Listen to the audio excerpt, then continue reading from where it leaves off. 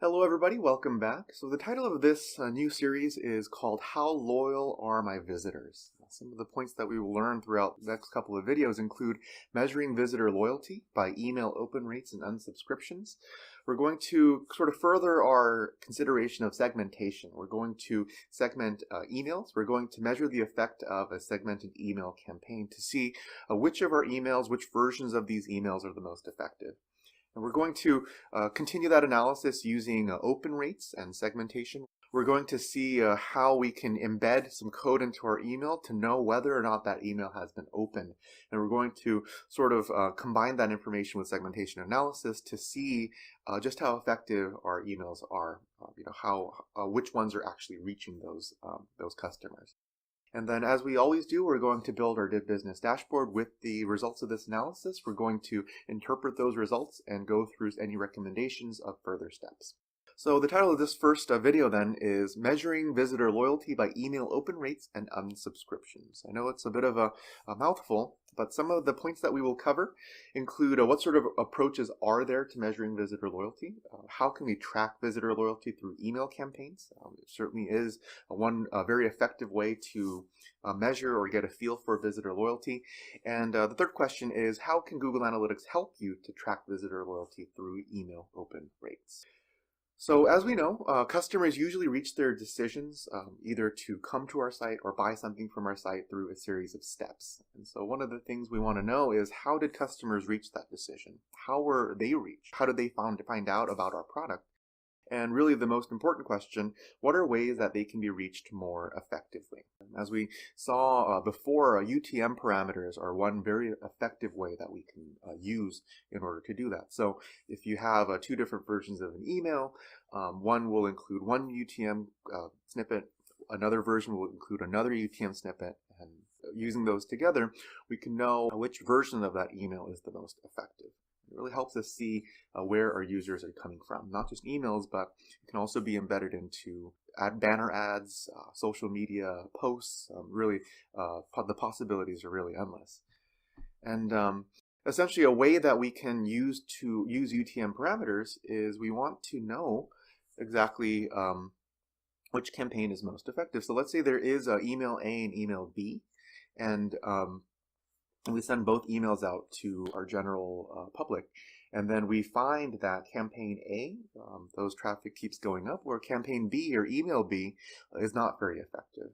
And essentially this is just a very simple way that I'm explaining this. It's part of a much larger concept called A/B testing, and A/B testing is going to be covered in a lot more detail in the following video. So this is just a brief overview. And the way that we would do that is we would sort of generate our UTM tag in this way. So email A would have campaign sources. Email, it would be the same for email A and email B. And then campaign name would be the different campaigns. And then we will send that out, and essentially the link will look exactly the same as far as the customer is concerned. It'll just say example.com, but the tag will specify so that we know exactly which version of that email they clicked. And when it comes to a sort of a deeper analysis of this, we want to be able to measure whether or not an email has actually been opened. And so let's say we can work through sort of the click rates, but let's say email B is not effective because nobody's even opening them up, or maybe it's going to the spam filter or whatever it may be. That's something we want to know, because if we don't have that, we just know whether or not they're clicking the link. Knowing the email open rate helps us to get a slightly better picture of why. And so when it comes to measuring that, it can be done using what's called the Google Analytics Measurement Protocol, which allows data to be sent to Google Analytics servers. And this is, again, a little piece of code, part of like an email image tag. And so it's not an actual image, but it's something that's sort of embedded in the code of the email.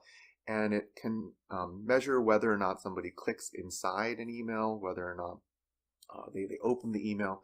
And whenever they do that, the Google server will basically be pinged, and that will register as a count. And so essentially it looks something like this. We would have a image source. This is something we would embed into our email. And after this is the googleanalytics.com. That's the something we need in order to sort of send that code into the server. And then we would add the tracking ID. So we'd have an ampersand TID, and that would be the same that we use for our site. We would have a client ID. So we would sort of embed a random integer to identify a particular user. You can choose to do this. And then we would have, this is the code that actually tells the Google server that what we want to measure is the email open. And so the event is going to be an email, event action is going to be open, and that's what's going to be registered by the server. And then we're going to give it a little bit more information. You can remember this from the UTM tag. We're going to give it a campaign source, a medium, and a name. So here we have CS, newsletter, CM, medium being the email, CN, the name being spring newsletter. Once we add that, this essentially gets added to the HTML code of the email itself. And there are email tools that let you do this a little bit more effectively. Thunderbird, for instance, does let you do this. Gmail does not. And so depending on which tool you use, you'll be able to design this aspect of your campaign most effectively.